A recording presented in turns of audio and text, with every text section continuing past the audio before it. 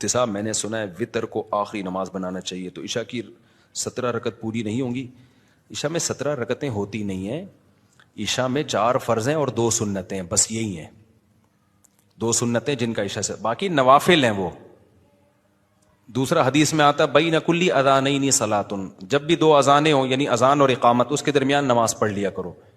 تو علماء نے کہا اس حدیث کی روح سے ہمیں عشاء کی اذان اور اقامت کے درمیان نماز پڑھ لینی چاہیے، اس حدیث کی روح سے نفل ہے، پڑھ لینی چاہیے، اچھی بات ہے۔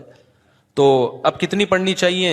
تو حدیث میں کوئی تذکرہ نہیں ہے کہ کتنی پڑھنی چاہیے۔ علماء نے کہا قیاس کیا ہے کہ دیکھو فجر سے کی 2 رکعتیں ہوتی ہیں تو اس سے پہلے بھی کتنی ہیں؟ 2 ہیں۔ ظہر کی 4 رکعتیں ہوتی ہیں، اس سے پہلے بھی کتنی ہیں؟ 4 ہیں۔ عصر سے پہلے بھی حدیث سے ثابت ہے 4 رکعتیں۔ تو اس سے پتہ چلتا ہے عشاء کی 4 ہیں تو احتیاطاً کتنی پڑھ لو؟ 4 پڑھ لو۔ لیکن یہ سنت مؤکدہ نہیں ہے، نہیں بھی پڑھے تو بھی ٹھیک ہے۔ سنت مؤکدہ جو ہے نا وہ صرف عشاء کے بعد 2 سنتیں، اس کے بعد نوافل بھی وہ تو جتنے 2 پڑھو، 4 پڑھو، 10 پڑھو، نہیں بھی پڑھو تو بھی ٹھیک ہے، وہ ہر آدمی کی اپنی غریبی ہے۔ تو علماء نے کہا کم از کم 2 نفل پڑھ لو، بہتر ہے۔ تو یہ نفل کے طور پر کہہ دیا انہوں نے، کوئی ایسا نہیں ہے۔